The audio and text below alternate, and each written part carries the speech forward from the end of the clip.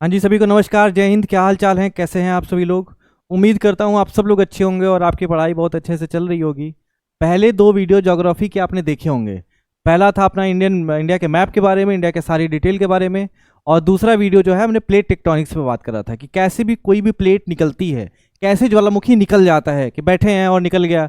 अभी देखो इथोपिया में आ गया, 12,000 साल बाद जो है वो वोल्केनो आया है, 12,000 साल बाद। और धुआं ऐसा निकला 13,000 14,000 किलोमीटर के ऊपर, 13-14 किलोमीटर के ऊपर। ठीक है, तो उसमें देखने की बात है कि वो इंडिया से भी निकला है, दिल्ली से भी निकला है और चाइना की तरफ भी गया है। सवाल ये है कि सर वोल्केनो क्या होता है, कैसे आता है। और आपने अर्थक्वेक और वोल्केनो के बारे में बात करा था, तो थोड़ा मैं ओवरव्यू दे देता हूं, फिर हम आगे बढ़ते हैं। सबसे पहले हमने देखा था कि कभी भी दो प्लेट आपस में एक दूसरे के पास आती हैं तो कन्वर्जेंस बाउंड्री होता है। जब भी दो प्लेट एक दूसरे से दूर जाती हैं तो डाइवर्जेंट बाउंड्री होता है। और जब भी एक दूसरे के तरफ नहीं आती हैं, केवल रगड़ होता है, तो ये जो होता है ट्रांसफॉर्म बाउंड्री होता है। जब कन्वर्जेंस बाउंड्री होता है तो अगर दो प्लेट है हमारे पास, ये दोनों प्लेट एक दूसरे के पास आ रहे हैं, एक बाहरी प्लेट होगा तो वो नीचे की तरफ चला जाएगा, नीचे चला जाता है तो पिघल जाता है, और पिघलेगा तो नीचे वाला मैग्मा जो होता है वो क्या होता है, नीचे मैग्मा चेम्बर होता है। स्टेनोस्फीयर के बारे में आप जानते हैं, मैग्मा चेम्बर में प्रेशर बढ़ता है। ऐसी बात है कि कुकर है, कुकर में प्रेशर बढ़ गया है ऑलरेडी, थोड़ा और प्रेशर डाल दीजिए, थोड़ा आंच बढ़ा दीजिए, फ्लेम बढ़ा दीजिए, तो देखिए प्रेशर से कुकर क्या हो जाता है, फट जाता है। अर्थ का ऊपर वाला ये वाला होता है लिथोस्फीयर, नीचे होता है स्टेनोस्फीयर। यहाँ स्टेनोस्फीयर में मैग्मा है, मैग्मा का प्रेशर है, और प्रेशर है इतना प्रेशर है कि ये झेल सकता है। थोड़ा प्रेशर और बाहर से डाल दीजिए तो क्या होता है, ये फट जाता है। तो ऐसे ही फट जाता है और निकल जाता है सब कुछ जो है, वहाँ अंदर का मैग्मा होता है वो निकल के लावा बन जाता है। बहुत बड़े बड़े चट्टान, बहुत बड़े बड़े, मतलब समझिए डेबरी कितना आ जाता है, डेबरी मलबा जिसको कहा जाता है। उसी में ऐश, धुआं भी है, आग भी है, धूल भी है, कितने sulphur dioxide, nitrogen, nitrous oxide, sulphur oxide बहुत खतरनाक होते हैं। वोल्केनो में जो SO2 निकलता है, सल्फर ऑक्साइड, ये बहुत ही ज़्यादा खतरनाक होता है, ध्यान दीजिएगा। ये जो होता है ना, ये पूरे फेफड़े में कैंसर करता है। आप बताएंगे कमेंट सेक्शन में फेफड़े के कैंसर यानी लंग्स कैंसर को क्या कहा जाता है। मैं बता देता हूँ, एम्फीसीमा कहा जाता है, एम्फीसीमा कहा जाता है। स्पेलिंग कमेंट सेक्शन में सब लोग लिख दीजिएगा, ठीक है। तो वोल्केनो कैसे आता है, ये कौन सा वोल्केनो है। यहाँ पर देखिए सर, ये वोल्केनो, हैप्पी बर्थडे इधर भी हो रहा है, इधर भी हैप्पी बर्थडे किसी वोल्केनो का हो रहा है, यहाँ पर भी किसी वोल्केनो का हैप्पी बर्थडे हो रहा है। तो ये सारे वोल्केनो क्या हैं, कैसे हैं, क्यों आते हैं, इन सब चीज़ों के बारे में हमको आज बात करना है। उसके बाद वोल्केनो के बाद अर्थक्वेक के बारे में बात करेंगे, और दोनों टॉपिक से, ठीक है, दो सवाल निश्चित है आते ही आते हैं, दो नहीं तो एक सवाल आपके एग्जाम में मिलेगा। हमको 10 मिनट दे दीजिए, 10 मिनट में एक सवाल आपका रेडी करा देंगे। बात समझ में आ रही है, चलिए चलते हैं, आगे बढ़ते हैं। अगला सवाल क्या है सर, वोल्केनिज्म क्या होता है। वोल्केनो ज्वालामुखी, और ज्वालामुखी का होता है विस्फोट, तो उसको बोला जाता है वोल्केनिज्म। सवाल यह है कि वोल्केनिज्म क्या होता है। तो देखिए फिर से समझिए एक बार दोबारा इसको, आप ध्यान से समझिएगा सब चीज़ों को। क्या मैं कह रहा हूँ, मेरे पास दो प्लेट थे, एक प्लेट ए यहाँ पर है और दूसरा प्लेट इसके अंदर चला गया, और ये बी प्लेट यहाँ पर है। बात समझ में आ रही है। तो ये यहाँ पर जो है ये नीचे सबसाइड कर गया, सबडक्ट हो गया, सबडक्ट हो गया तो ये वाला पिघलेगा, और पिघलेगा तो यहाँ के मैग्मा में प्रेशर बढ़ेगा, और यहाँ के मैग्मा में जब प्रेशर बढ़ेगा तो ये जो होता है फट के जो है वो क्या हो जाता है, ऊपर की तरफ आ जाता है। इसी को ज्वालामुखी कहते हैं। फिर से समझिए, हमारे पास दो प्लेट हैं, पहला प्लेट ये है, दूसरा प्लेट ये है, ये दोनों एक दूसरे के पास आते हैं, और जो भारी प्लेट होता है वो इसके नीचे चला जाता है। ध्यान से देखिएगा, नीचे चला गया है, नीचे वाला पिघल जाता है, पिघलता है तो यहाँ से जो है वो निकल जाता है। इसी को हम लोग क्या बोलते हैं, इसी को हम लोग ज्वालामुखी के नाम से जानते हैं। ये बात समझ में आ गई। बताइए अब सवाल ये है कि वोल्केनिज्म क्या होता है। तो वोल्केनिज्म एक इरप्शन का प्रोसेस होता है। ज्वालामुखी ये निकला है, ये भाई साहब निकले हैं, तो इसको हैप्पी बर्थडे बोल दीजिए, किसका, ज्वालामुखी का। लेकिन वोल्केनिज्म क्या होता है, सवाल ये है। वोल्केनिज्म जो है एक इरप्शन का प्रोसेस है, जिसमें क्या निकलता है, मैग्मा निकलता है। ध्यान दीजिएगा क्या क्या निकलता है, क्या क्या निकलता है, देखिए मैग्मा, उसके बाद गैस, उसके बाद वोल्केनिक मटेरियल, ये सब जो है अर्थ के क्रस्ट से ऊपर की तरफ आते हैं। अर्थ का क्रस्ट क्या होता है, ये ऊपर वाला जहां हम रहते हैं इसको क्रस्ट कहते हैं। उसके नीचे जो होता है इसका नाम मेंटल, और सबसे नीचे का क्या नाम है सर, सबसे नीचे का नाम होता है कोर। ये बात ध्यान दीजिएगा, अर्थ के क्रस्ट से निकलता है फट के, और इसी को हैप्पी बर्थडे किसका बोल देते हैं भैया, हैप्पी बर्थडे हो जाता है वोल्केनो का। ये सारी बात समझ में आ रही है। तो वोल्केनो क्या होता है, जब भी प्रेशर बढ़ेगा, जैसे मान लो मैं गुस्से में हूं और मेरा गुस्सा इतना तेज हो गया तो मैं फट जाता हूं। बात समझ में आ रही है, फट जाता हूं सामने वाले पे, सब कुछ जो है, कोई थप्पड़ मार देता है, कोई गाली दे देता है, कोई कुछ भी करता है, अपने प्रेशर को रिलीज करता है। तो ऐसे ही अर्थ का क्रस्ट है। अर्थ का क्रस्ट ऐसे नॉर्मल चल रहा है, नॉर्मल चल रहा है, जैसे प्रेशर बढ़ता है, प्रेशर बढ़ता है तो क्या होता है, ये हैप्पी बर्थडे कर देता है। चलो ठीक है, जय हिंद जय भारत। वोल्केनो आ चुका है, वोल्केनो में बहुत सारे गैसेस निकलते हैं, बहुत सारे एशेस निकलते हैं, राख, ठीक है, ये ध्यान रखिएगा, एशेस, ASH, ठीक है, राख निकलता है, धुआं निकलता है, ये सारी चीजें निकलती हैं। अब मैग्मा क्या होता है, अर्थ के अंदर मोल्टेन फॉर्म में, मोल्टेन मतलब पिघले हुए फॉर्म में जो भी मटेरियल होता है उसको हम लोग मैग्मा कहते हैं। और यही मैग्मा जब अर्थ के ऊपर आ जाता है तो लावा बन जाता है, ये ध्यान रखिएगा। तो मैग्मा लावा में कोई विशेष अंतर नहीं है, केवल नाम का अंतर है। अब सवाल ये है कि मैग्मा क्या है, लावा क्या है, विंड क्या है, ये सारी बात हमको समझना है। उसके बाद बहुत सारे फोटोज हैं, फोटोज भी मैं आपको दिखाऊंगा, बेसिक लावा और इसमें क्या होता है, ये देखिए मजेदार सब चीजें जो है समझेंगे आप। हमको 10 मिनट का समय दीजिए, हम आपको सारी चीजें क्लियर करा देंगे। सवाल ये मैग्मा क्या होता है, तो जो भी अर्थ के अंदर पिघला हुआ फॉर्म होता है उसी को हम लोग मैग्मा कहते हैं। लावा क्या होता है, अर्थ के ऊपर जब यही मैग्मा पहुंच जाता है तो लावा कहलाता है। वोल्केनो क्या होता है, वोल्केनो लैंड फॉर्म होता है जो ऊपर की तरफ आता है। अभी हमने देखा ना, इधर देखो, ये लैंड फॉर्म है, ये लैंड फॉर्म है जो ऊपर की तरफ जो है सब दिख रहा होता है। ये देखो, ये वोल्केनो है, एक लैंड फॉर्म, एक लैंड का एक ऐसा एरिया, एक ऐसा रूप जो ऊपर की तरफ दिखने लगता है। पहले कभी नहीं दिखता था लेकिन अब दिखता है, इसी को हम लोग क्या बोलते हैं, इसी को हम लोग ज्वालामुखी कहते हैं। विंड क्या होता है, विंड मतलब क्या होता है, जहां से वो ओपनिंग होता है। जैसे देखिए ये एरिया जो होता है वो क्या कहलाता है, ये एरिया जो होता है विंड कहलाता है। यही ओपनिंग है, ज्वालामुखी को हैप्पी बर्थडे कराने के लिए यही आता है। इसको हम लोग क्या बोलते हैं, इसको हम लोग बोलते हैं विंड। ये सारी बात क्लियर हो रही है क्या। उसके बाद देखिए क्रेटर क्या होता है, क्रेटर के बारे में पूछा जा रहा है। तो क्रेटर जो होता है बाउल शेप्ड प्लूवियल होता है। प्लूवियल मतलब होता है डिपोजिट। जैसे ये देखो, ये कटोरा जैसा दिख रहा होगा, ये निकलता है तो यहाँ वाले को बोलते हैं हम लोग क्या, यहाँ वाले को बोलते हैं विंड। ये रास्ता जो होता है, ये रास्ता जो होता है इसको विंड कहते हैं। और ये जो कटोरा वाला बना है ना, इसको हम लोग क्या बोलते हैं, इसको हम लोग क्रेटर के नाम से जानते हैं। ये ध्यान रखिएगा, क्रेटर। क्लियर हो गई बात, फिर से समझिए। वोल्केनो क्या होता है, ये जो निकला, ठीक है, जिस रास्ते से निकलता है उस रास्ते को हम लोग क्या बोलते हैं, ये रास्ता मान लीजिए है, इस रास्ते को हम लोग क्या बोलेंगे, इसको विंड बेल बोलेंगे। और ये जो गड्ढा बना है छोटू सा गड्ढा है, उसी को हम लोग क्या बोलते हैं, उसको हम लोग क्रेटर कहते हैं। ये बात समझ में आ गई क्या। फिर से वापस आइए, और वापस आएंगे जब तो पता चलेगा विंड भी क्लियर हो गया है और क्रेटर के बारे में आप जान गए। क्रेटर क्या होता है, वही जो गड्ढा बना है, ये यहां से निकला और ये गड्ढा बना, इस गड्ढे को हम लोग क्या बोलते हैं, इस गड्ढे को क्रेटर के नाम से जानते हैं। आगे देखिए, अब लावा निकला है, मैग्मा जो था वो बाहर आया, हैप्पी बर्थडे हुआ मैग्मा का, तो मैग्मा आया तो लावा के फॉर्म में आया। अब सवाल ये है फिर से वापस समझिएगा, यहाँ पे एक गिलास में आप पानी लीजिए और एक गिलास में जो है आप ले लीजिए क्या, एक गिलास में आप ले लीजिए शहद। शहद को भी गिराइए और पानी को भी गिराइए, बताइए क्या जल्दी बहेगा, पानी ना। शहद नहीं बहता है, क्यों नहीं बहता है, क्योंकि वो मोटा रहता है। बात समझ में आ रही है, मोटा रहता है कि नहीं रहता है। इसी मोटे को जो गाढ़ा रहता है, इसको गाढ़ा कहता जाता है। तो ये गाढ़ा जो है उसको क्या बोलते हैं, उसको हम लोग बोलते हैं विस्कोसिटी। क्या कहते हैं हम लोग उसको, तो उसको हम लोग कहते हैं विस्कोसिटी, VISCOSITY, विस्कोसिटी। हिंदी में इसको श्यानता कहा जाता है। तो जो जितना ज्यादा श्यान होता है, ठीक है, वो उतना गंभीर होता है, वो पड़ा रहता है। और जो श्यान नहीं होता, पानी गिराइए पानी बह जाएगा, लेकिन शहद थोड़ा कम बहता है। बात समझ में आ रही है ना।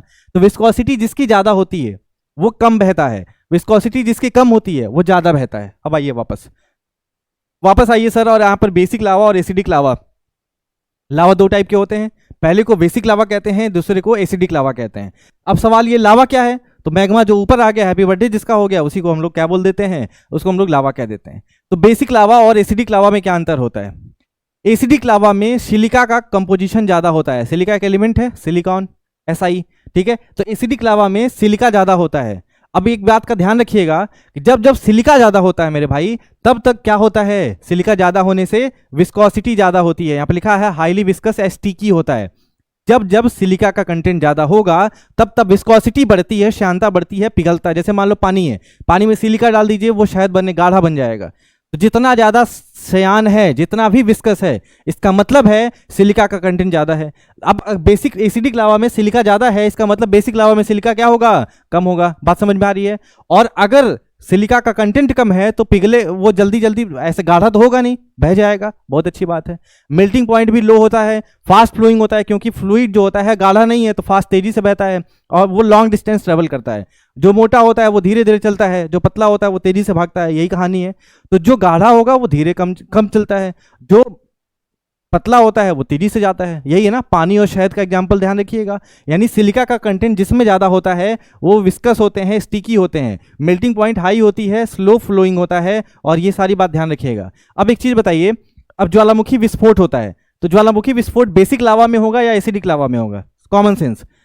जो मोटा ज्यादा है उसको निकलना है किसी रूम से, और पूरा रूम जो है उसका मतलब इतने रूम का जगह है और उसको निकलना है। अब बताओ क्या होगा? वो तेजी से खींचते हुए निकलेगा और पता चलेगा रूम का दरवाजा वगैरह सब टूट गया। यही होता है। बात समझ में आ रही है? और जितने लोग सो रहे हैं उठ के बैठ जाएं और अब ध्यान से लिखें इसको। लिखेंगे नहीं, पॉइंट पॉइंट लिखेंगे नहीं तो दिक्कत आपके लिए हो जाएगी। चलिए, तो कहने का मतलब क्या है कि भैया एसिडिक ज्यादा है, एसिडिक ज्यादा है, सिलिका ज्यादा है, सिलिका ज्यादा है तो विस्कोसिटी ज्यादा है, विस्कोसिटी ज्यादा है इसका मतलब गाढ़ा है, और उसको निकालने के लिए खूब प्रेशर की जरूरत होती है, खूब प्रेशर की जरूरत होती है।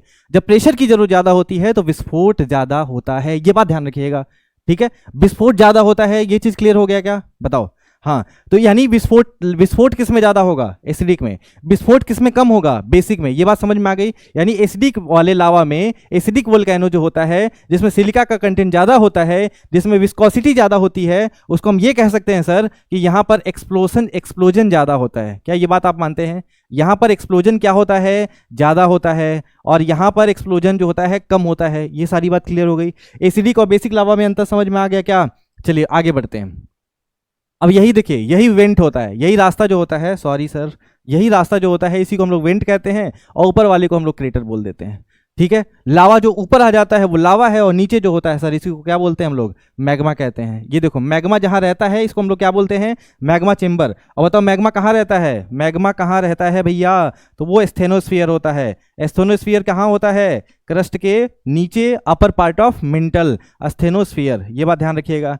चलिए, जिसको नहीं पता है उसको 2 मिनट लगेगा, बता देते हैं। सबसे पहले हमारे पास क्रस्ट है, क्रस्ट के बाद क्या होता है सर? क्रस्ट के बाद होता है अपने पास मेंटल, और मेंटल के बाद क्या होता है सर? मेंटल के बाद होता है अपने पास कोर। ठीक है? सबसे लास्ट में होता है अपने पास कोर। अब पूछा जाएगा कि आपका मैग्मा कहाँ है? आपका मैग्मा इस वाले एरिया में रहता है। ठीक है? और यहां से वो निकलता है, और मैग्मा जब ऊपर की तरफ आ जाता है तो क्या बन जाता है? लावा बन जाता है। ठीक है? तो ये मेन वेंट हो गया, ये वाला एरिया। और यहाँ जो बना है इसका क्या नाम है? इसका नाम है क्रेटर। ठीक है? वेंट देखिए, क्रेटर देखिए, और ये फ्लो कर रहा है। देखो फ्लो कर रहा है, थोड़ा ध्यान से देखिएगा। ये फ्लो इतना ही हुआ है, फ्लो इतना ही हुआ है, तो बताइए कैसे? कम हुआ है। कम हुआ है मतलब विस्कोसिटी ज्यादा है, कम हुआ है इसका मतलब एक्सप्लोजन ज्यादा होगा, कम हुआ है इसका मतलब सिलिका का कंटेंट ज्यादा है, कम हुआ है इसका मतलब एसिडिक लावा है। ये बात समझ में आ गई ना? अगर आप इसको इस तरह रिलेट नहीं कर पा रहे हैं तो दिक्कत बढ़ जाएगी। बात समझ में आ रही है? सिलेक्शन जिसको चाहिए उसको समझ बढ़ानी पड़ेगी, समझ बढ़ेगा तभी होगा। इस तरह से क्वेश्चन एसएससी पूछता है।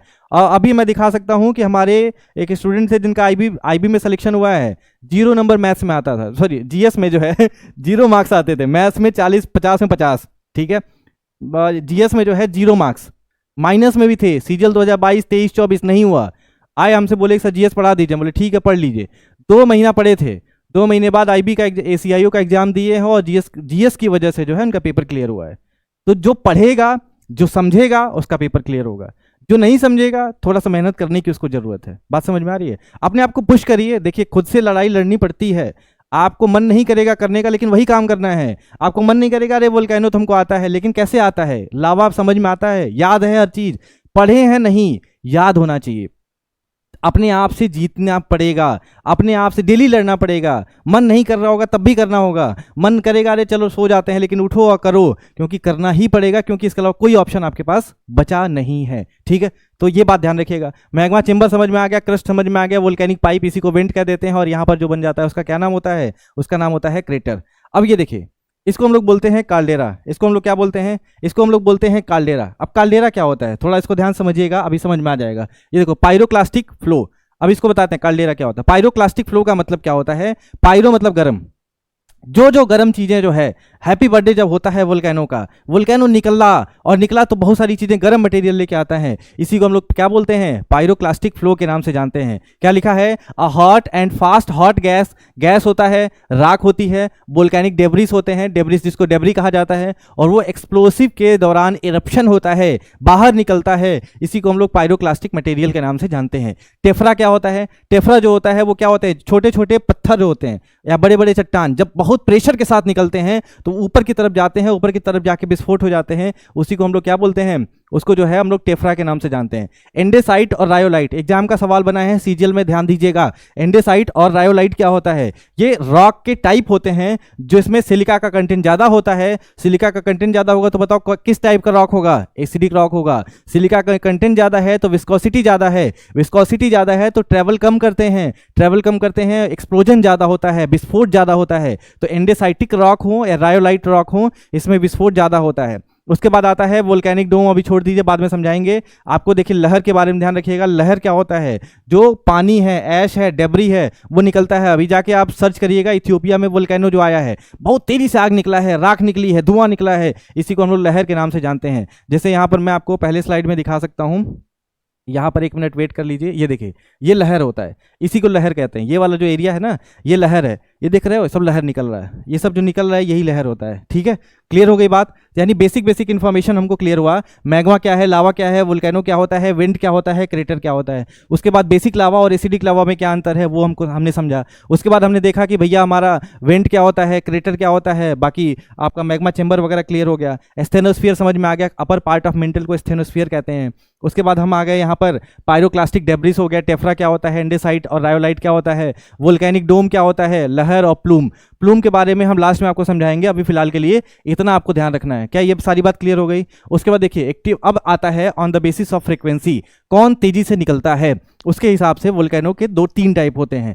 पहले को बोला जाता है एक्टिव वोल्केनो। एक्टिव वोल्केनो का मतलब क्या होता है? जहां पर हमेशा जो है इरप्शन होता रहता है, हर दिन हैप्पी बर्थडे मनाया जाता है, हर दिन केक काटा जाता है, उसी को हम लोग बोलते हैं एक्टिव वोल्केनो। ठीक है, एक्टिव वोल्केनो जो है पैसिफिक रिंग ऑफ फायर वाले एरिया में रहते हैं। रिंग ऑफ फायर क्या होता है? जहां पर वोल्केनो हमेशा आता है, वोल्केनो हमेशा आता है। इसका मतलब क्या है? इसका मतलब है कि 2 प्लेट आपस में एक दूसरे से या तो पास आ रहे होंगे या तो दूर जा रहे होंगे, यही कहानी है। यानी हमेशा यहाँ पर प्लेट टकराते रहते हैं, इसीलिए तो वोल्केनो ज़्यादा आता है। क्या ये बात आपको समझ में आ रही है? और नहीं समझ में आ रहा है ना, तो थोड़ा सा उठिए और तो प्रीवियस वीडियो, इसके पहले वाला वीडियो जाकर देख लीजिए, वहाँ पर हमने समझाया था एक्टिव वोल्केनो का रिंग ऑफ फायर वाला एरिया क्या है। नहीं पता तो देख लीजिएगा, डिस्क्रिप्शन में भी लिंक मैं दे दूंगा। ठीक है, तो ये समझ में आ गया, पैसिफिक रिंग ऑफ फायर होते हैं। 90% अर्थक्वेक जो है इसी पैसिफिक रिंग ऑफ फायर में होते हैं, एकदम चमकता रहता है। एग्जांपल में याद रखिएगा कि किलाउ ज्वालामुखी जो है वो हवाई आइलैंड पे है, और सांता मारिया कहाँ पर है? ग्वाटेमाला। अजय कितने लोगों को पता है ग्वाटेमाला कहाँ है? Central America. नॉर्थ अमेरिका के नीचे जब आप आते हैं और साउथ अमेरिका के ऊपर जाते हैं तो सेंट्रल अमेरिका मिलता है, जिसमें आपको मिलता है Belize, Guatemala, El Salvador, Honduras, Nicaragua, Costa Rica और पनामा। ये सब सेंट्रल एशिया के देश, सेंट्रल अमेरिका के देश होते हैं, और ये बात आपको ध्यान रखना चाहिए। नॉर्थ अमेरिका में अलास्का, कनाडा, उसके बाद आपके पास है अमेरिका, सॉरी उसके बाद क्या है आपके पास, तो ये सारी बात आप पता रखना पड़ेगा। बात समझ में आ रही है ना? चलो आगे बढ़ते हैं। अब अगला सवाल है कि डॉर्मेंट वोल्केनो क्या होता है? डॉर्मेंट वोल्केनो क्या होता है? तो डॉर्मेंट वोल्केनो की अगर हम बात करें तो ये एक्सटिंक्ट नहीं होते हैं, पूरी तरह खत्म नहीं है। जैसे अभी हाल ही में जो आया है वो आपका इक्वाडोर में, इथियोपिया में, सॉरी इक्वाडोर नहीं, इथियोपिया में जो आया है वो डॉर्मेंट वोल्केनो था, सोया हुआ है। डॉर्म जहां भी लग जाएगा इसका मतलब क्या है? सोया हुआ है। जैसे डॉर्मेटरी, जहां पर शयन कक्ष होता है, लोग आराम करते हैं, सोते हैं, तो डॉर्मेंट वोल्केनो। जैसे अकाउंट डॉर्मेंट हो जाता है, इसका मतलब कि अभी ट्रांजेक्शन्स नहीं हो रहे हैं, बाद में हो सकता है। मैंने ये नहीं कहा कि सो गया है तो मर गया हमेशा। कोई सो गया इसका मतलब ये नहीं कहा ये मरा हुआ है, ये काम मत करिएगा, नहीं तो पता चला उठा और थप्पड़ लगाया, आपको दिमाग सही हो जाएगा। तो डॉर्मेंट वोल्केनो क्या होता है? They are not extinct, but अभी रिसेंट हिस्ट्री में कोई इरप्शन नहीं हुआ है, आने वाले समय में हो सकता है, हमने कोई इसकी जिम्मेदारी नहीं ली है। ठीक है, तो माउंट किलिमंजारो कहाँ पर है? तंजानिया में। तंजानिया कहाँ है भैया? अफ्रीका में, हॉर्न ऑफ अफ्रीका के नीचे। Tanzania, Mozambique, Malawi, Burundi, Rwanda, Uganda, ये सब याद है ना? चलिए, तो ये बात याद रखिएगा, ये डॉर्मेंट वोल्केनो है। उसके बाद होता है तीसरा एक्सटिंक्ट या इनएक्टिव वोल्केनो। ठीक है, रिसेंट पास्ट में, रिसेंट हिस्ट्री में, पिछले 100 साल, 200 साल, 400 साल, 1000 साल, 15,000 साल, 1 लाख साल में कोई भी ऐसा वोल्केनो जो है इरप्शन नहीं हुआ है। बात समझ में आ रही है? लाख साल, 10 लाख साल, 15 लाख साल पहले हुआ था, तो उसको हम लोग क्या बोलते हैं? उसको इनएक्टिव या एक्सटिंक्ट वोल्केनो कहा जाता है। जैसे एग्जांपल में देवधार हिल। देवधार हिल कहाँ पर है? तो वो है आपका गुजरात में। तो ये जो होता है आपका क्या होता है? ये होता है आपका एक्सटिंक्ट या इनएक्टिव वोल्केनो। क्या ये बात समझ में आ गई? पहला था अपने पास एक्टिव, जहां पर हमेशा आता रहता है। Dormant volcano. डॉर्मेंट वोल्केनो में क्या होता है कि ठीक है, बहुत दिन से नहीं आया है, आने वाले समय में आ सकता है। उसके बाद आता है एक्सटिंक्ट, जो जिसमें कोई रिसेंट हिस्ट्री में कोई ऐसा इरप्शन नहीं हुआ है, पहले बहुत साल पहले हुआ था, अब नहीं होता है, उसको एक्सटिंक्ट कहा जाता है। तो ये ध्यान रखिएगा। ये सारी बात आपको क्लियर हुआ क्या?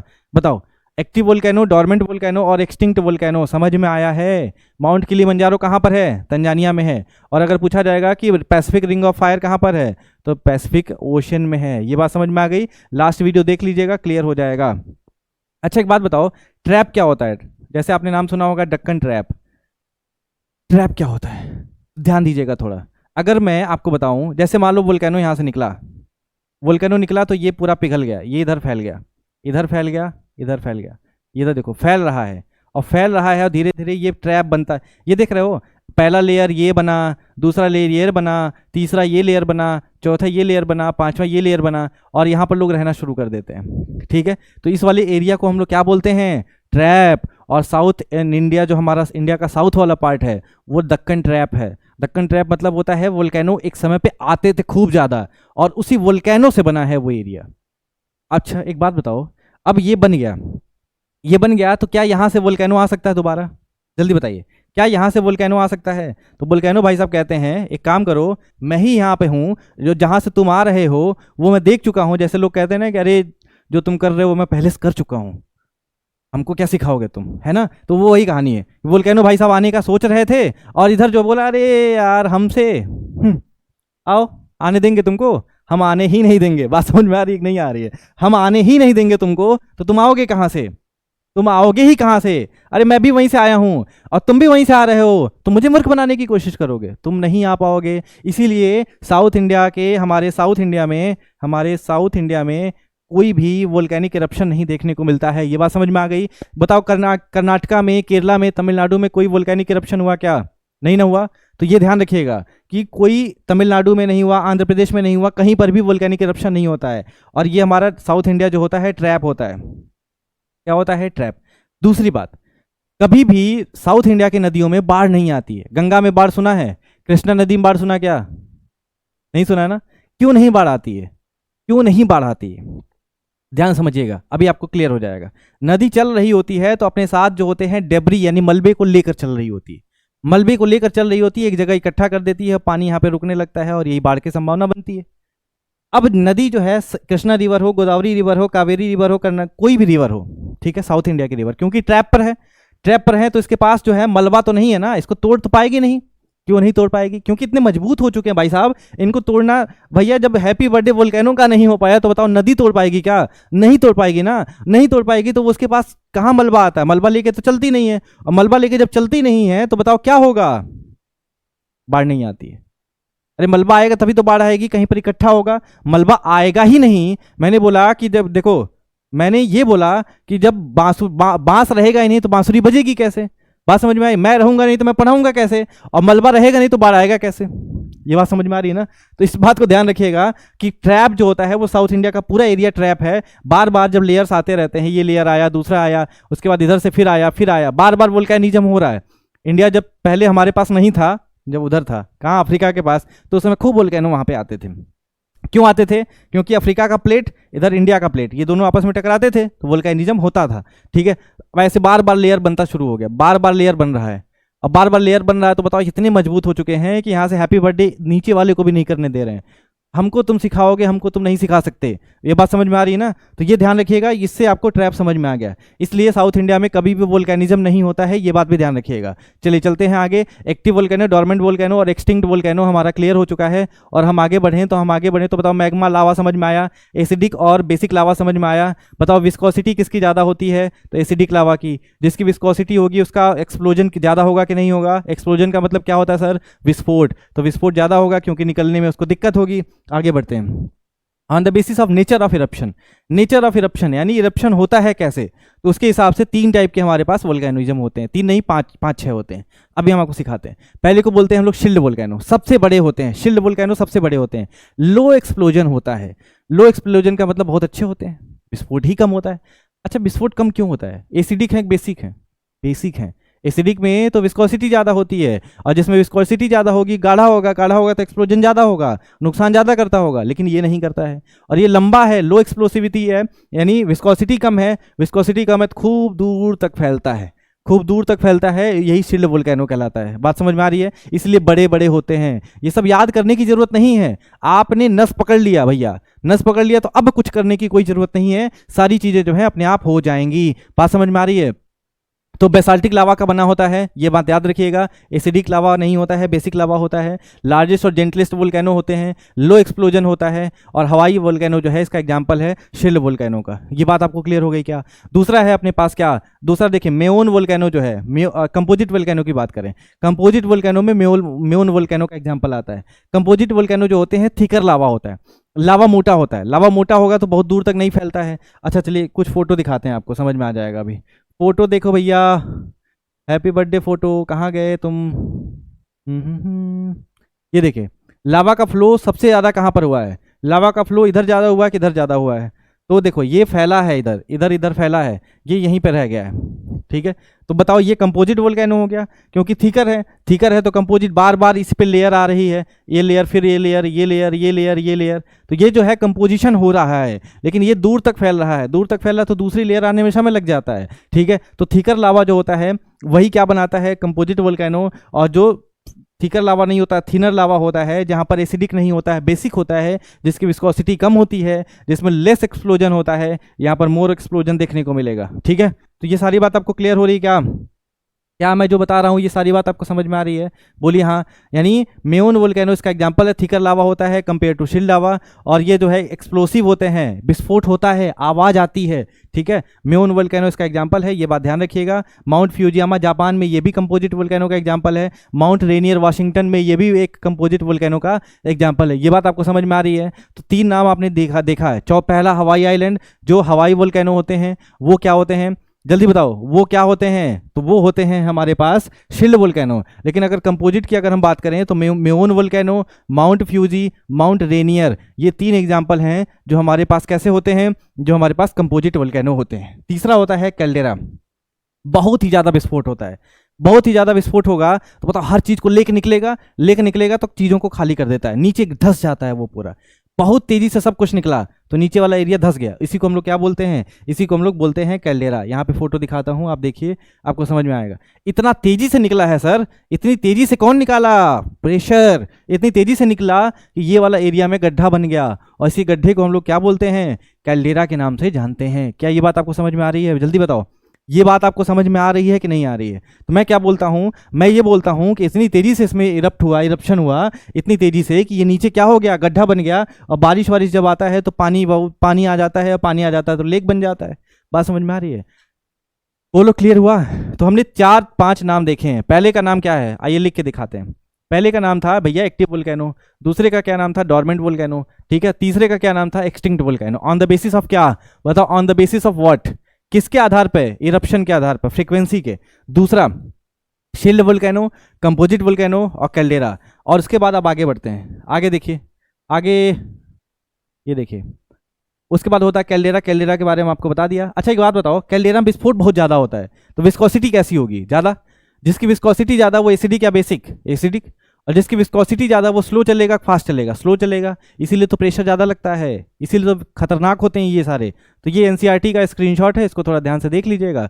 इसमें लिखा हुआ है क्या, magma chamber supplying the lava is not only huge but is also the close vicinity. बहुत ही खतरनाक होते हैं ये, ठीक है। और एक्सप्लोसिव होते हैं, अर्थ का एक्सप्लोजन होता है, ये सारी बात। Rather than building any tall structure they collapse, depression, वो बहुत ज़्यादा नहीं बना पाते हैं, दूर चले जाते हैं, ठंडा हो जाते हैं, ठंडा गाढ़ा। अरे भैया यहाँ पर कुछ था, ये इसको रोका था, यही हटा दूं तो बताओ रोकने वाला कोई नहीं है, तो ये नीचे धंस जाता है, नीचे धंस जाता है तो दिक्कत बढ़ जाती है। तो ये बात याद रखिएगा, इसको कैल्डेरा कहते हैं। उसके बाद देखिए flood basalt province. Flood basalt province का मतलब क्या होता है, कोई भी वोल्केनिज्म होता है, कोई वोल्केनिज्म होता है तो ये बहुत तेजी से दूर दूर तक फैलता है, दूर दूर तक इसको फैलता है। दूर दूर जब फैलता है ना, इस एरिया को हम लोग क्या बोलते हैं, फ्लड बसाल्ट प्रोविंस। फ्लड मतलब बाढ़, बसाल्ट मतलब होता है वही रॉक्स जो डेब्रिस निकलते हैं, प्रोविंस मतलब एरिया, एक ऐसा एरिया जहां पर ज्वालामुखी खूब दूर दूर तक फैल जाता है, इसी को हम लोग क्या बोलते हैं, फ्लड बेसाल्ट प्रोविंस के नाम से जानते हैं। उसके बाद होता है मिड ओशनिक रिज, ठीक है। मिड ओशनिक रिज यहाँ पे लिखा है ना, मिड ओशनिक यानी ओशन के अंदर पाए जाते हैं। अच्छा एक बात बताओ, ओशन के अंदर डाइवर्जेंस होता है कि कन्वर्जेंस होता है?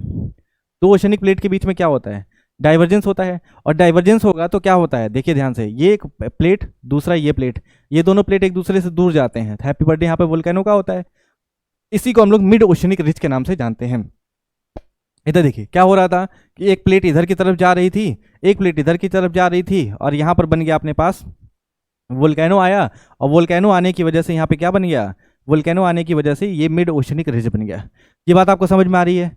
बताइए, क्लियर हो रहा है कि कोई परेशानी है? कोई परेशानी नहीं है। इधर देखिए, एक प्लेट इस तरफ जा रही थी, दूसरी प्लेट इस तरफ जा रही थी, यहाँ पर हैप्पी बर्थडे वोल्केनो का आया, और वोल्केनो का हैप्पी बर्थडे आ गया तो मिड ओशनिक रिज बन गया है। ये समझ में आया कि नहीं आया? आगे बढ़ते हैं। आगे देखिए, ये हो गया शिल्ड वोल्केनो और कंपोजिट वोल्केनो। ये सारी बात आपको मैंने बता दिया है कि जो है लावा लेयर्स सॉलिडिफाइड होता है, सॉलिडिफाई होता है, ठंडा होता है, ठंडा होता है, तो ये क्या बना देता है, रॉक्स बना देता है। तो ये सब ध्यान रखिएगा। बाकी आपको मैग्मा चेंबर के बारे में आपको क्लियर हो ही गया है। ये आपका फोटो आपके लिए था, तो आप देख लीजिएगा। हैप्पी बर्थडे फोटो वगैरह मैं लगा दिया हूँ। टेफ्रा क्या होता है, वेंट क्या होता है। वोल्केनिक स्मोक को जो है वॉक कहा जाता है। जो धुआं वोल्केनो में निकलता है उसको स्मोक नहीं कहते हैं, वो स्मोक नहीं होता है, वोल्केनो से निकला है इसलिए उसको वॉग कहा जाता है, VOG। ठीक है, इसको ध्यान रखिएगा। आगे बढ़िए, आगे देखिए, आगे देखिए लैंड फॉर्म्स बनते हैं, बहुत सारे लैंड फॉर्म्स बनते हैं, इसको ध्यान रखिएगा। वोल्केनिक लैंड फॉर्म, कुछ तो ऊपर आ गए, ऊपर आ गए तो कोई पहाड़ बन गया, तो कोई चट्टान बन गया, तो कोई कैल्डेरा बन गया, तो कोई वेंट बन गया, तो कोई ऐसे चला गया, कोई वैसे चला गया, कोई ट्रैप बन गया। ये सारी बात हमने कर दिया। अब इंट्रूसिव भी होते हैं अर्थ। देखो, जो कुछ वोल्केनो जो होते हैं भाई साहब, कुछ तो ऊपर आ गए, तो ऊपर आ गए तो कुछ बन गए, पर्वत, पहाड़, चट्टान, कुछ भी। कुछ नीचे रह गए, कुछ नीचे रह गए तो वो भी कुछ बन जाते हैं। जैसे ऐसी बात है कि मुझे घर से भेजा गया कि भैया जाओ चीनी लेके आओ, और मैं चीनी लाने के चक्कर में गया तो उधर भैया लोग क्रिकेट खेल रहे थे, मैं वहीं पे बैठ के देख रहा हूँ। फिर अरे अरे अब याद आया कि ये नहीं करना था, चलो फिर जाओ चीनी लेने। चीनी लेके आ रहा हूँ, इधर से कोई जो है JCB खुदाई चल रही है, तो इधर मैं JCB खुदाई देखने लगा। उधर चल रही थी तो पता चला कि मैं उधर निकल लिया, जाके उधर देख रहा हूँ JCB कैसे कर रहा काम। तब तक कोई उधर सर्कस चला रहा था, सर्कस देखने चला गया। कोई इधर झुंझुना बजा रहा था, मैं झुंझुना देख रहा हूँ। काम हो रहा है लेकिन वो इधर उधर चला जा रहा हूँ, है ना, इधर उधर चला जा रहा हूँ। इसी को बोला जाता है क्या, इंट्रूसिव फॉर्म्स बनते हैं। अब इंट्रूसिव फॉर्म्स कैसे बनते हैं, जैसे इधर देख रहे होंगे आप, एक इधर भाई साहब चला गया, ये जो है इस तरफ चला गया, इस तरफ चल गया तो ये सेल बन गया, ये सीधा चला गया तो कुछ और बन जाता है।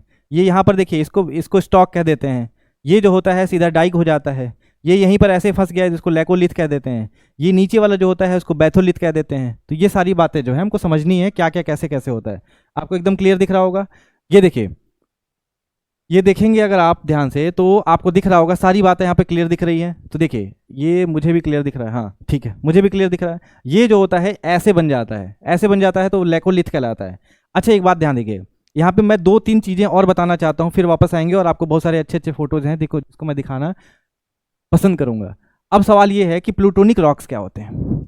जो रॉक्स वोल्केनो में बहुत अंदर रहते हैं उसी को हम लोग क्या बोलते हैं, उसको हम लोग प्लूटोनिक रॉक्स के नाम से जानते हैं। यहाँ पे आपको मैं दिखाना चाहता हूँ, एक मिनट थोड़ा ध्यान दीजिएगा, कहाँ गया वो, हाँ ये देखिए, इसमें लिखा है प्लूटोनिक रॉक्स, NCERT का लाइन है। प्लूटोनिक रॉक्स का मतलब क्या होता है, अर्थ के क्रस्ट के नीचे जो एकदम नीचे रह जाते हैं वो प्लूटोनिक हो जाते हैं, और जो ऊपर की तरफ आ जाते हैं वो वोल्केनिक रॉक के नाम से जाने जाते हैं। तो 2 टाइप के रॉक्स हो गए, पहले को बोलते हैं हम लोग वोल्केनिक रॉक्स, दूसरे को बोलते हैं प्लूटोनिक रॉक्स। वोल्केनिक रॉक्स वो रॉक्स होते हैं जो अर्थ के क्रस्ट के ऊपर आ जाते हैं जब वोल्केनिज्म होता है, और प्लूटोनिक रॉक्स वो रॉक्स होते हैं जो अर्थ के नीचे ही रह जाते हैं जब वोल्केनिज्म होता है। कि भैया किराना दुकान पे चीनी लेने गए थे और उधर जो है JCB खुदाई देखने लगे। बात समझ में आ रही, JCB कैसे काम कर रहा है। तो वैसी बात, ऐसे लोग जो सीधे, एक लोग जाता है सीधा, एक जाता है सीधा सामान लेकर घर आ जाता है, एक जो होता है उधर उधर बात कर रहा है, उधर भैया क्रिकेट खेल रहे हैं, क्रिकेट देख रहा है, उधर हॉकी देख रहा है, उधर बच्चे रो रहे हैं उधर देखने लगा, उधर कुत्ता बिल्ली देख रहा है। तो ये सब जो देखता है वो हो जाता है क्या, प्लूटोनिक। और जो सीधे निकल जाता है उसका क्या नाम होता है, उसका नाम होता है वोल्केनो। ठीक है, वोल्केनिक रॉक। बात समझ में आ रही है। तो ये 2 बातें हमने क्लियर कर लिया। पहले को बोला जाता है वोल्केनिक रॉक। वोल्केनिक रॉक जो अर्थ के ऊपर आ जाते हैं, क्रस्ट के ऊपर आ जाते हैं, और क्रस्ट के नीचे जो रह जाते हैं उसको हम लोग क्या बोलते हैं, उसको प्लूटोनिक रॉक कहा जाता है। लिखना कैसे है, हेडिंग डालेंगे वोल्केनिक रॉक, लिखेंगे कूलिंग एट द सरफेस, और plutonic rock cooling in the crust, crust के नीचे। बात समझ में आ रही है कि नहीं आ रही है, जल्दी बताइए। समझ आया आपको इतना, बोलिए सर, क्लियर हुआ। इंट्रूसिव रॉक समझ में आ गया कि नहीं आ गया, बताओ जल्दी बताइए।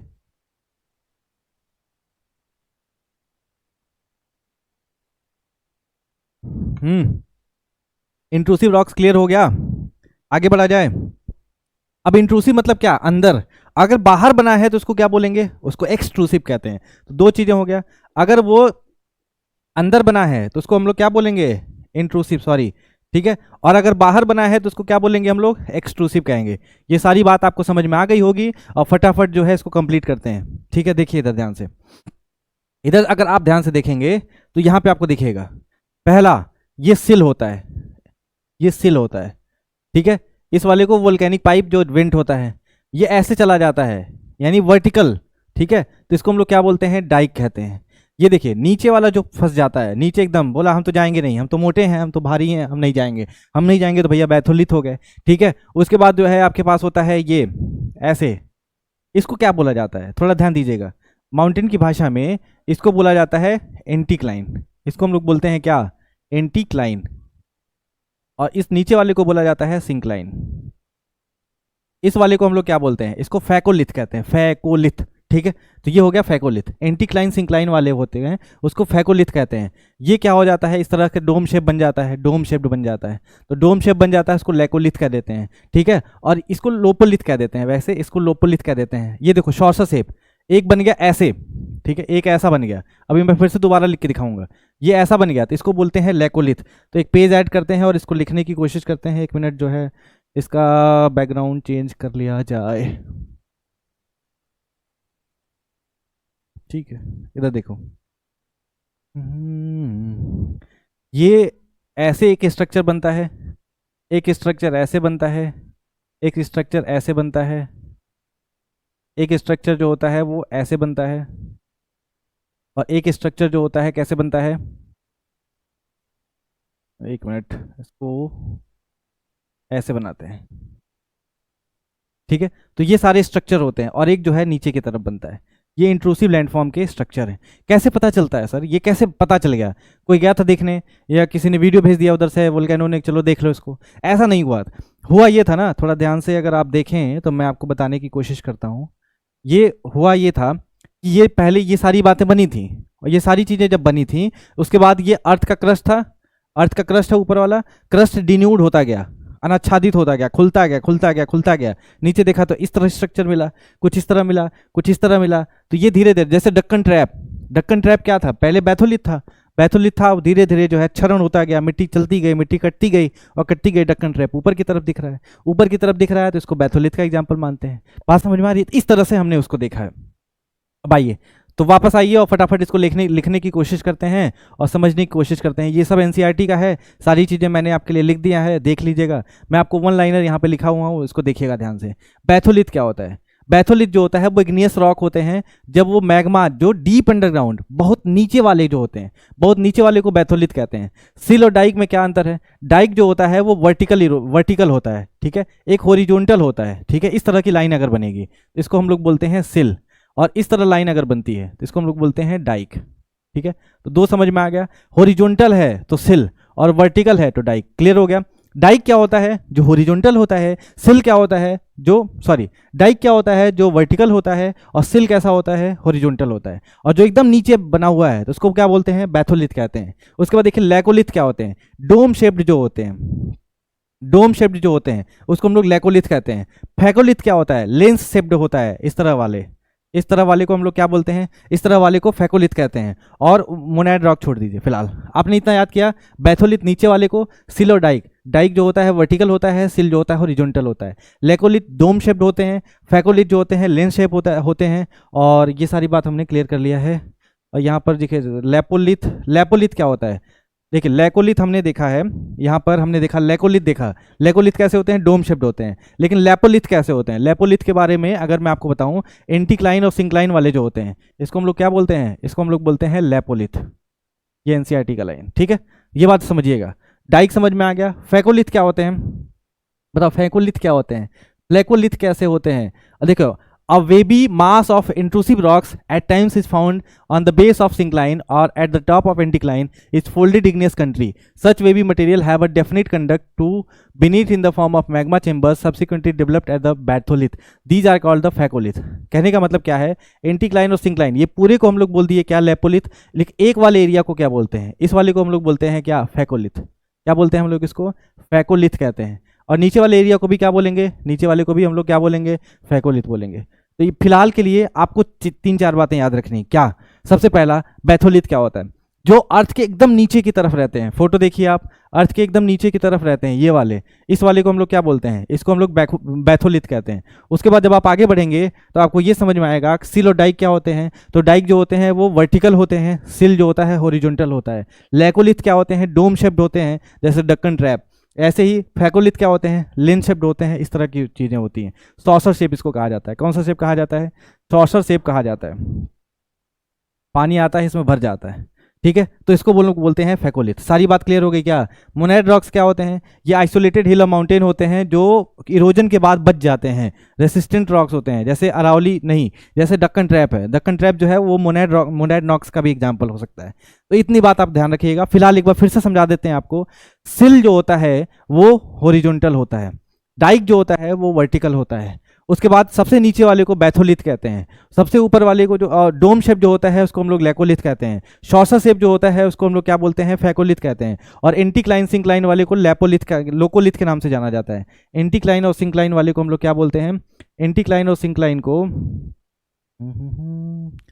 कहाँ गया, एंटीक्लाइन और सिंक्लाइन को लैपोलिथ के नाम से जानते हैं। बचा फैकोलिथ, तो एक वाले एरिया को फैकोलिथ कहते हैं, इधर वाले को या इधर वाले एरिया को भी फैकोलिथ के नाम से जानते हैं। तो ये सारी बात क्लियर हो गया। एक एक पॉइंट में एक एक लाइन बना के लिख लीजिएगा। चलिए चलते हैं आगे, और आगे जो है यहाँ पे ध्यान दीजिएगा, डाइक। डाइक के बारे में याद रखिएगा, वेस्टर्न महाराष्ट्र का एरिया जो होता है उसमें डाइक्स बहुत सारे देखने को मिले हैं। बात समझ में आ रही है। एग्जाम्पल एनसीईआरटी का है, ध्यान रखिएगा। अच्छा, एक चीज़ और यहाँ पे मुझे दिखाना था और वो कहाँ चला गया।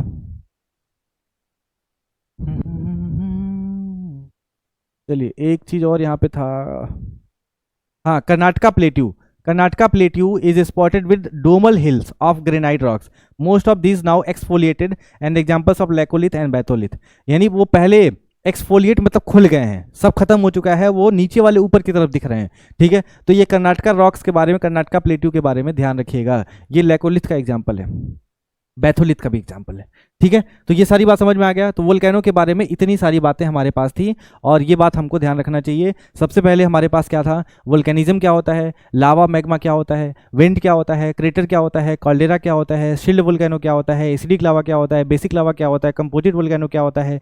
उसके बाद आपने देखा है कि भैया फ्लड बेसाल्ट रीजन क्या होता है, फ्लड बेसाल्ट प्रोविंस क्या होता है, बैथोलिथ, फैकोलिथ, लोकोलिथ, लैपोलिथ और सिल और डाइक, ये सारी बात क्या होती है, एक्टिव वोल्केनो क्या होता है, डोरमेंट वोल्केनो क्या होता है। इसके अलावा आपने देखा कि भैया एक्सटिंक्ट वोल्केनो क्या होता है, कब कौन कहाँ से आ जाता है।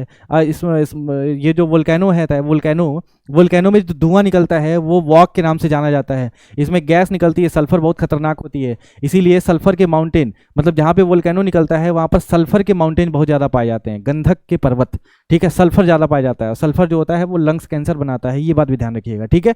सारी बात हमने वोल्केनो के बारे में क्लियर कर लिया है। अगर कोई भी सवाल आएगा इसके बाद, आप CHSL, CGL, दुनिया के जितने भी एग्जाम्स होते हैं UPSC के सवाल, उसको आप लगाएंगे, और लगाने के बाद जो है अगर कोई डाउट होता है तो कमेंट सेक्शन में लिखेंगे।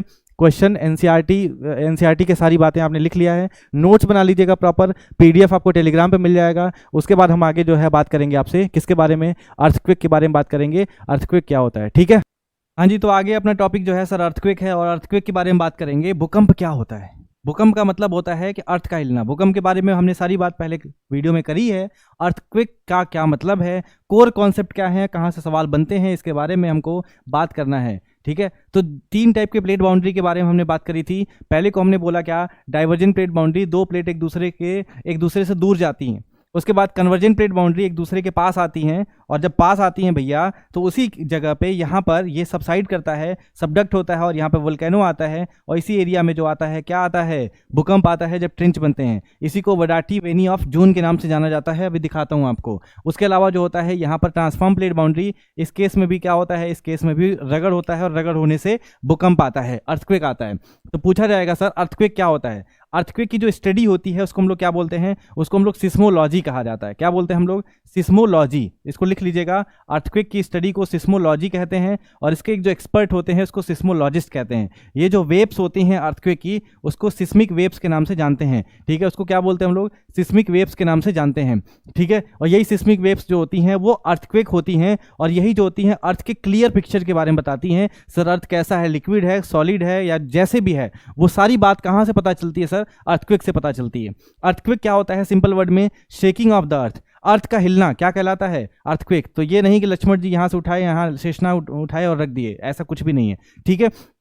It is cause due to release of energy which generates wave that travel in all direction. तो कहता है कि एनर्जी जो है रिलीज करती है और एनर्जी जो है ट्रेवल करती है हर दिशा में, और हर दिशा से पता चलता है यहाँ पर क्या है, यहाँ पर क्या है। ऐसी बात है कि यहाँ से कोई लाइट आ रही थी और लाइट को मैंने यहाँ पर रोका तो पता चल गया कि यहाँ पे कुछ है जो रोक रहा है, लेकिन अगर मैं यहाँ से करता हूँ और ये लाइट उधर की उस तरफ चली जाती है तो पता चलता है वो लाइन क्लियर है लेकिन यहाँ लाइन पे कुछ है।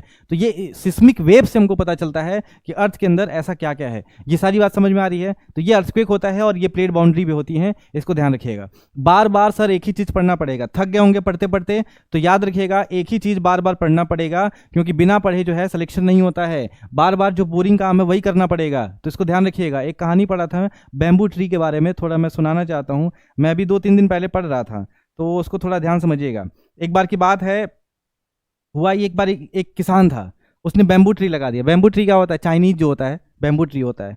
रोज पानी देता था और 1 साल तक उसका कुछ नहीं हुआ। 1 साल तक वो वैसे की वैसे पड़ा है, रोज पानी डाल रहा है, रोज उसको देख रहा होता है। और उसके बाद 2 साल, 3 साल, 4 साल, 5 साल बीत चुके थे, लेकिन जमीन पर कुछ भी असर नहीं पड़ा था। 5 साल से वो वैसे ही था। अचानक से लेकिन किसान ने हार नहीं माना। किसान ने हार नहीं मारा। लोगों ने बोला कि अरे भैया तुम्हारा टाइम वेस्ट हो रहा है, तुम इसकी जगह कुछ और कर लेते तो तुम्हारा कुछ अच्छा हो जाता। लेकिन 5वें साल जब बैम्बू ट्री निकलना शुरू हुआ तो देखते ही देखते कुछ ही महीनों में वो 80 फीट तक पहुंच गया। तो कहने का मतलब क्या है, वो 5 साल बेकार नहीं हुए, वो 5 साल मेहनत थे और उस मेहनत के बाद वो तेजी से निकलना शुरू हुआ। तो पेशेंस और आपका जो जब कुछ दिखता नहीं है तो इसका मतलब ये नहीं है कि ग्रोथ नहीं हो रहा है, ग्रोथ हो रहा होता है लेकिन पता नहीं चलता है।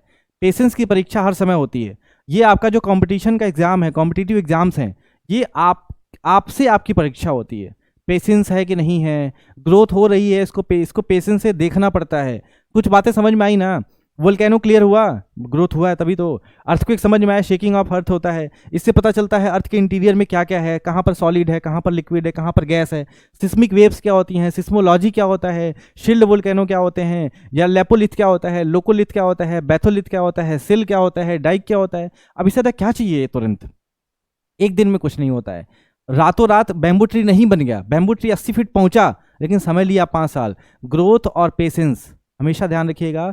ग्रोथ उसी की होती है जिसके पास पेशेंस होता है। मजबूत बनिए, पेशेंस रखिए, ग्रोथ पे फोकस करिए। If we are not upgrading we are downgrading. अगर हम आगे नहीं बढ़ेंगे तो हम पीछे की तरफ जाएंगे, इसलिए हमको हमेशा आगे बढ़ने की कोशिश करनी चाहिए। चलिए वापस आते हैं, वापस आइए। वडाटी बेनियॉफ जोन के नाम से एक कॉन्सेप्ट है, इसको समझिएगा। देखिए 2 प्लेट्स हैं हमारे पास, पहला प्लेट ये है, दूसरा प्लेट ये है। ये दोनों प्लेट में भारी प्लेट कौन है? ये ऑब्वियसली ये है, लेकिन फिर भी ये मानते हैं। अब ये दोनों प्लेट एक दूसरे के पास आ रहे थे, भारी प्लेट इसके नीचे चला गया। इस एरिया में यहाँ पर भूकंप हमेशा आएगा। इस वाले एरिया में, यहाँ पे देखिए, इस वाले एरिया में भूकंप हमेशा आएगा। इस वाले एरिया में भूकंप हमेशा आएगा क्योंकि ये सबसाइड कर रहे होते हैं, ठीक है, लड़ रहे होते हैं। तो इस एरिया में भूकंप हमेशा आता है, इसीलिए इसको हम लोग क्या बोलते हैं? वडाटी बेनियॉफ जोन कहते हैं। बात समझ में आ रही है? देखो ये प्लेट थी, ये ओशनिक प्लेट थी, नीचे की तरफ गई, ये कॉन्टिनेंटल प्लेट है और इस एरिया में हमेशा भूकंप आता है, इसीलिए इसको बेनियॉफ जोन, बेनियॉफ नाम के साइंटिस्ट ने खोजा था, उन्होंने अपने नाम पे रख दिया। It is a zone of subduction along which earthquakes are common.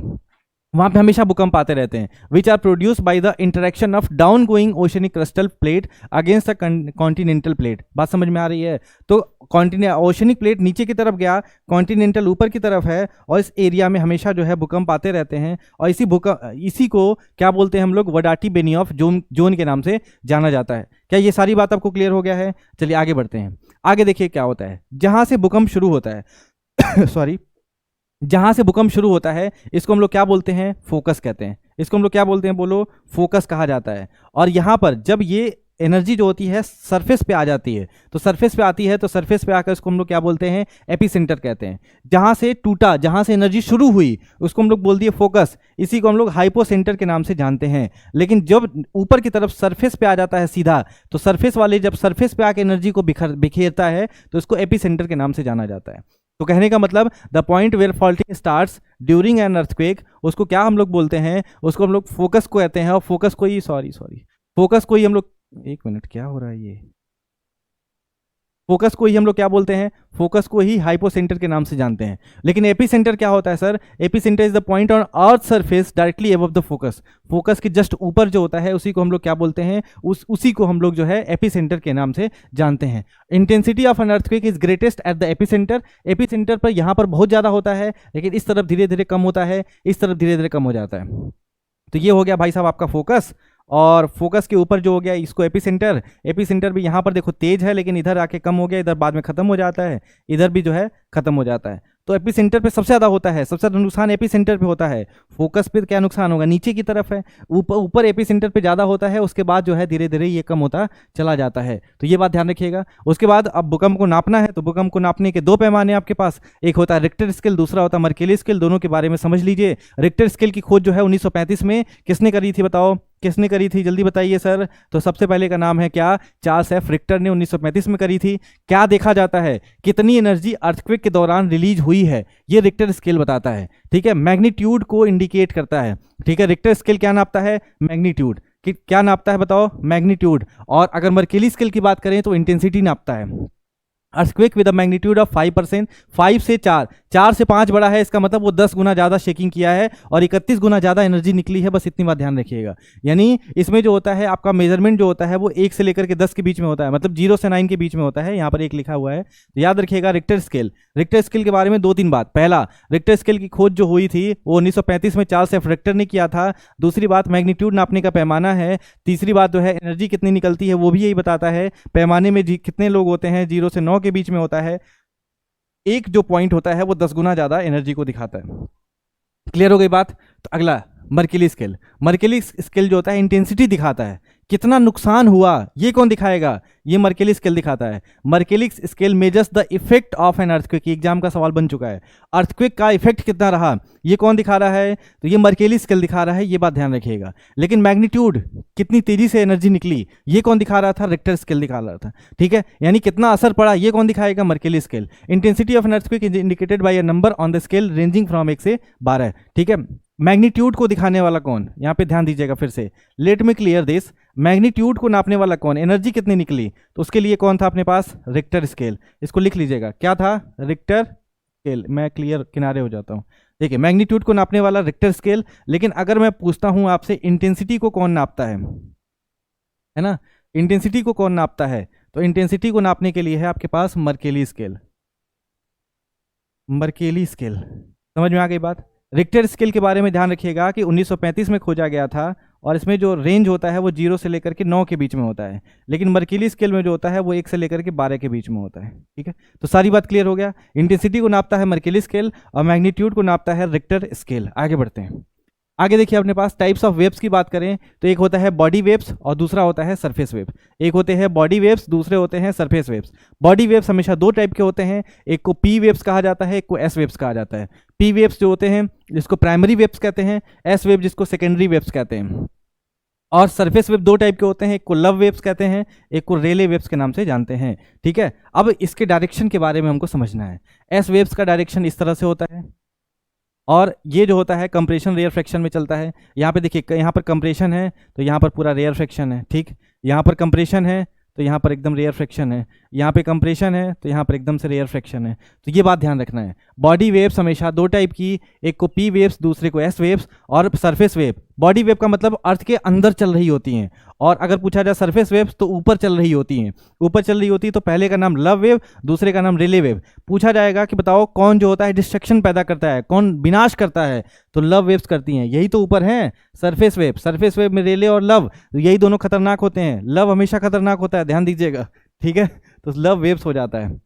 चलिए वापस आइए, जल्दी वापस आ जाइए। अब देखिए, पी वेव्स जो होता है लॉन्गिट्यूडनल होता है, ध्यान दीजिएगा। पी वेव्स कैसा होता है, पी वेव्स जो होते हैं लॉन्गिट्यूडनल होते हैं, इस तरह से चलते हैं। एस वेव्स जैसा होता है, एस वेव्स कैसा होता है, ट्रांसवर्स होता है और क्रस्ट और ट्रफ बनाता है। ये देखो, क्रस्ट और ट्रफ। ऊपर वाले को हम लोग क्या बोलते हैं, क्रस्ट बोलते हैं, नीचे वाले को क्या बोलते हैं, ट्रफ बोलते हैं। क्लियर हो गई बात कि नहीं क्लियर हो गई, चलिए ठीक है। तो वापस आइए, और आप वापस आएंगे। एल वेव्स जो होते हैं फास्टेस्ट सरफेस वेव होते हैं। सरफेस पे सबसे तेज कौन चलता है, तो एल वेव्स चलता है।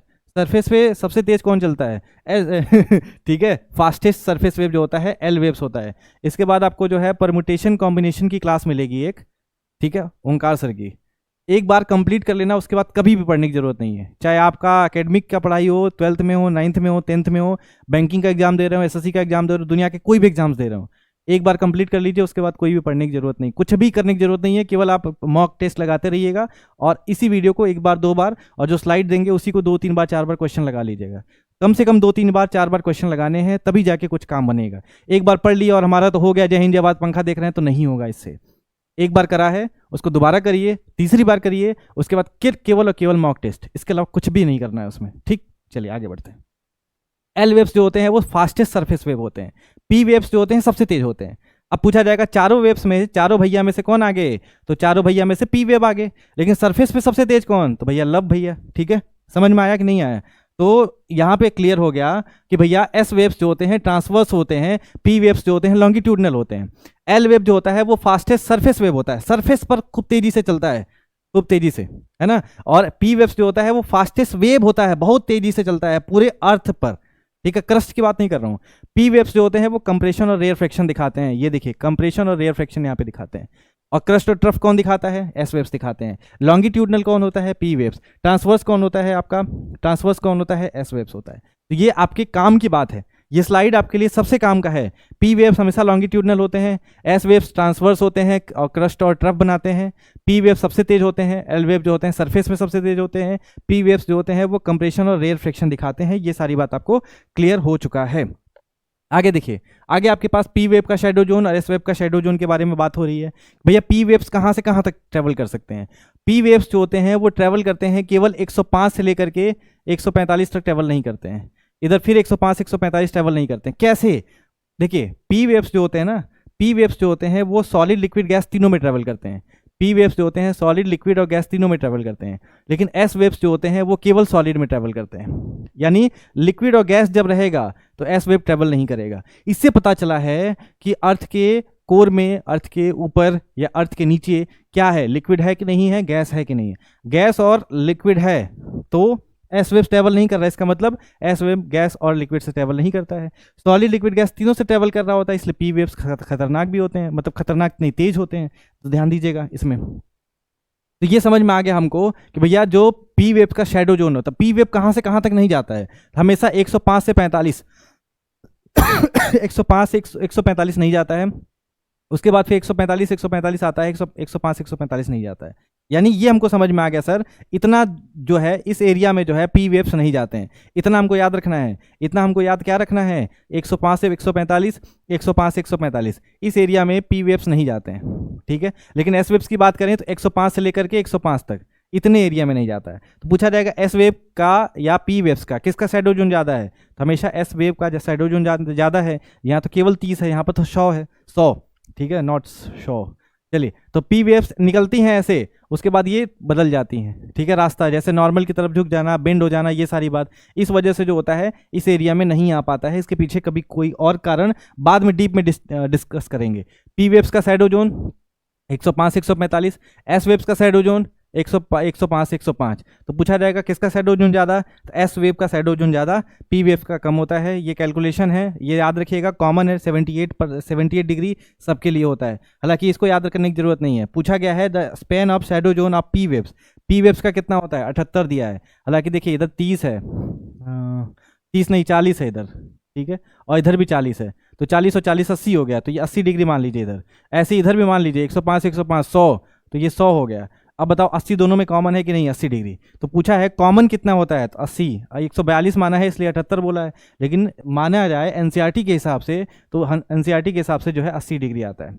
80 डिग्री जो होता है वो कॉमन होता है, चाहे पी वेव हो चाहे एस वेव हो, उन दोनों का शैडो जोन होता है।